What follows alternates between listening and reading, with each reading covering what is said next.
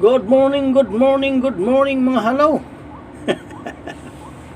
Nakakita na naman tayo ng halaw, kain ng kain, matakaw. Sana mahulay para may sudan si Lolo. Kain ng kain, yung manunulay, ayaw ng ngat-ngatin, linulunok na lang. Ang mga tinik ng isda, tinik ng dalag, hito, isaw ng manok, kahit anong isaw mga idol pwede, lalo kung linalangaw, bangaw. Sus, Ginoo. Excuse me po, tag-ulan na mga idol. July na naman, ranas na tayong tag-ulan tapos ng tag-init. Anong masasabi mo, Lolo? Ganyan talagang panahon, apo. Hindi lagi steady. Parang naantok ka naman na naman. Napuyat apo, kababantay ng manok, baka kainin ng halo. Ayun lang. Huwag mo na bantayan yan pwede naman tayo manhuli nito para makaganti. Naubos pati sisiw, manunulay itong bayawak na ito, matakaw sa manok din Bis na dadami, hindi dadami kaya inuubos pati itlog. Kinukuha sa pugaran, manunulay ba daw. Meron na tayong isa na lumapit mga idol. Makaganti man lang kinakain yung ugang ni Lolo. Bis na dadami, hindi dadami kay pagkakaitlog, tukain, pagkapisa, kainin ng sisiw. Sa sobrang dami ng mga halo dito sa amin. Sa Samar Liti. Naging waray kwarta, waray bugas, waray buot, waray batasan. Si Lolo, lagi na lang nagbabao ng ng tabako. Kaya, lagi na lang pula ang simod. Yan lang ang aking libangan, apo. Ayaw ko manigarilyo. So, nagbaga din yun. Ayun lang. Ayaw manigarilyo, pero tabako naman, tsaka buyo. Apog. Hala na, tumatakas na naman ng simaron. Halo na ito, ayaw pumasok. Gusto lang ubusin ang mga pain natin, Lolo. Hayaan mo siya kung ayaw. Marami pa dyan, apo. Oo, may dumating pa mas malaki, Kung mga halo talaga matako sa mababaho na ito, kaya pag linuto mo ito mga idol, dapat pakuluan mo muna ng tanglad, luya at saka dahon ng mangga para tanggal ang langsa. Pag di mo ginanon malangsa talaga kahit gataan. Kasi yung kinakain may mga amoy-amoy siyempre didikit sa katawan yun. Kaya niya yung mga may inalangaw ng asimaron.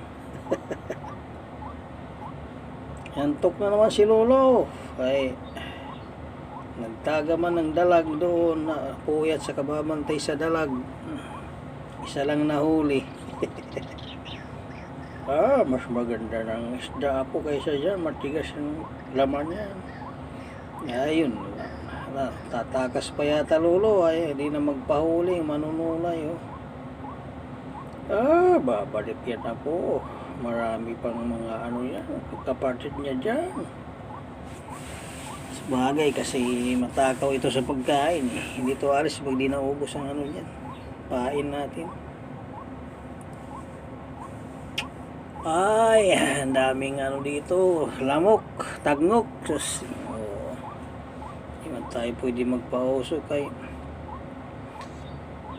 makita man tayo ng mga halo di nalalapit. Masilang kasi ng manunulay ito takbo agad yan pag nakita may tao. Halo ibid. Parang walang ibid dito lolo, puro lang halo. Pag ibid apo sa yan, taas ng kahoy, wala yan sa baba. Lagi yan nalayag apo. Kaya pala lagi nasa tuktok ng kakahuyan ng ibid, ang halo ay sa baba. Ayan na naman lolo, bumalik si Maron. Baka pumasok na ang simod dito sa ating trap.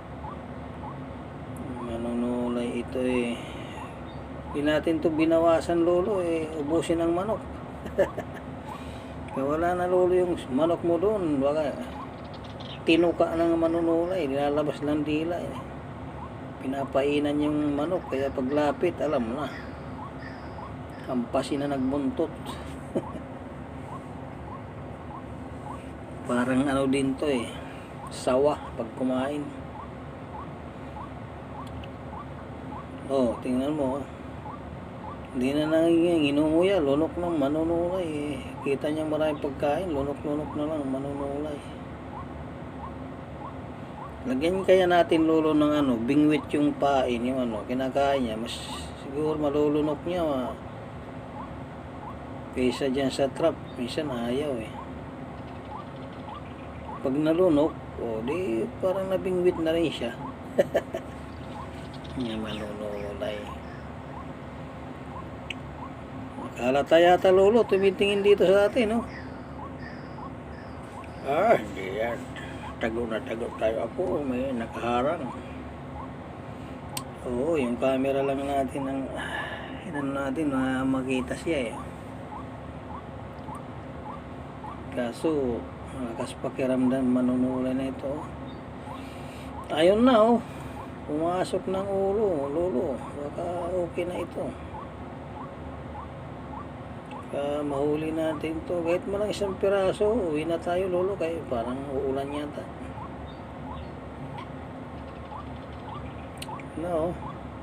Ubusin yata yung kinain natin ng mga isaw dyan isaw ng isdang malalaking dalag.